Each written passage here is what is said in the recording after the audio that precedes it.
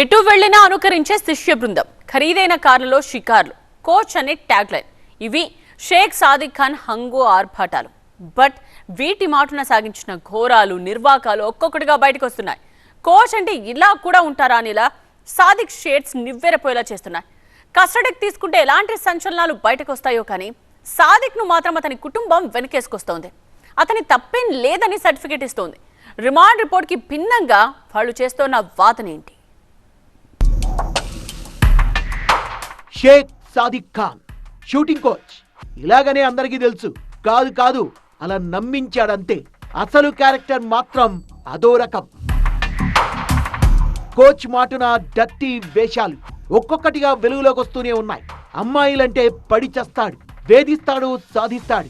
అయినా సైకోయిజం చల్లారకుంటే ఎంతకైనా తెగిస్తాడు.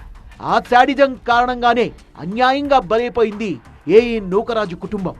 బట్ ఇవేవి నిజం కాదంటోంది సాదిక్ కుటుంబం. అబద్ధాలు సార్, అవి నేర్పిస్తున్నారు సార్. అలా అయితే మేము కంప్లైంట్ ఇవ్వగలం సార్.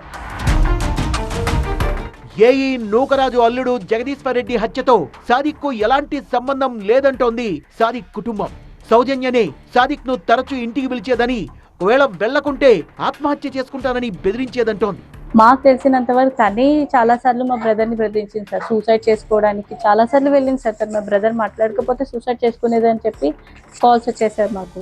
ಮತ್ತೆ తను ఇలా చేస్తుంది, నన్ను భయపెట్టిస్తుంది అని చెప్పి తన రిలేషన్ అలా కంటిన్యూ అయింది సార్. జగదీశ్వర్ రెడ్డిని నూకరాజు కుటుంబమే చంపుండొచ్చని అనుమానం వ్యక్తం చేసింది సాదిక్ ఫ్యామిలీ. సాదిక్ ను సౌజన్య మానసికంగా వేధించి తన వైపు తిప్పుకుందని ఆరోపించింది. వాళ్ళ హస్బెండ్ చనిపోతే మా ఇంటికి వచ్చి మ్యారేజ్ చేసుకుంటామంటే మేము ఒప్పుకోలేదు సార్.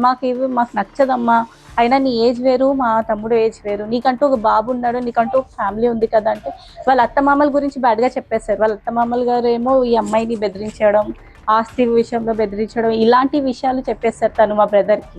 దానివల్ల మా బ్రదర్ తనతో కొంచెం క్లోజ్గా ఉండేవాడు సార్. అంతే, అంటే తను జాలి చూపించి క్లోజ్గా ఉన్నాడు సార్. అది జాలిపోయి మా తమ్ముడిని ఈ రోజు ఇంత పెద్ద శిక్షలో వేస్తారు సార్. తీసుకు వీళ్ల వెర్షన్ కి పూర్తి భిన్నంగా ఉంది రిమాండ్ రిపోర్ట్.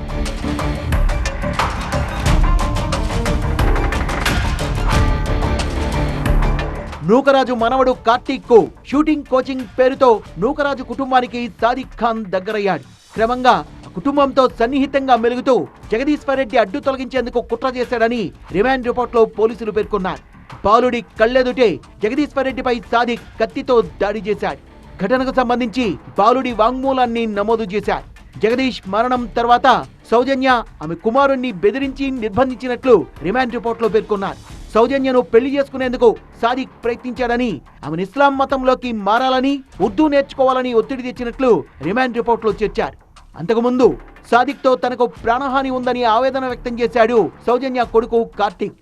అమ్మను తరచూ కొట్టేవాడని, ప్రోటీన్ షేక్ లో కెమికల్ మిక్స్ చేసి డాడీని చంపేశాడని ఆరోపించాడు. ఎవరికైనా చెప్తే టెర్రరిస్టులకు ఇచ్చేస్తానని సాదిక్ తనను భయపెట్టాడని చెప్పుకొచ్చాడు. మమ్మీని చాలా కొత్తగా మరీ స్టార్ట్ చేశారు. అప్పటి నుంచి నాకు చాలా భయం వేసింది. నువ్వు ఎవరికైనా చెప్పినా టెర్రరిస్ట్కి ఇచ్చేస్తాను, నువ్వు ఇంకెవరికి చెప్పొద్దు అని అన్నాడు. మమ్మీ రోజు కొట్టేవారు. మమ్మీ చాలా ఏడ్చేది. నాకు చాలా బాధగా ఉంది దాని గురించి.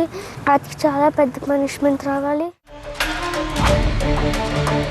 సాదిక్ వేరే యువతిని పెళ్లి చేసుకోవాలని డిసైడ్ కావడం, అందుకు సౌజన్య అభ్యంతరం వ్యక్తం చేయడం, అదే సమయంలో నీ భర్తను చంపినట్టు నిన్ను కూడా చంపేస్తానని సౌజన్యను బెదిరించడం లాంటి ఆరోపణలపై పోలీసులు కూపీలాగుతున్నారు. మరోవైపు జగదీశ్వర్ రెడ్డిని చంపేందుకు బంగారంలో వినియోగించే సైనైడ్ ను హైదరాబాద్ లో సేకరించాడని, దాన్ని ప్రోటీన్ పౌడర్ లో కలిపి జగదీశ్వర్ రెడ్డికి ఇచ్చి చంపినట్టు తెలుస్తోంది. దీనిపై కూడా లోతుగా విచారిస్తున్నారు పోలీసులు.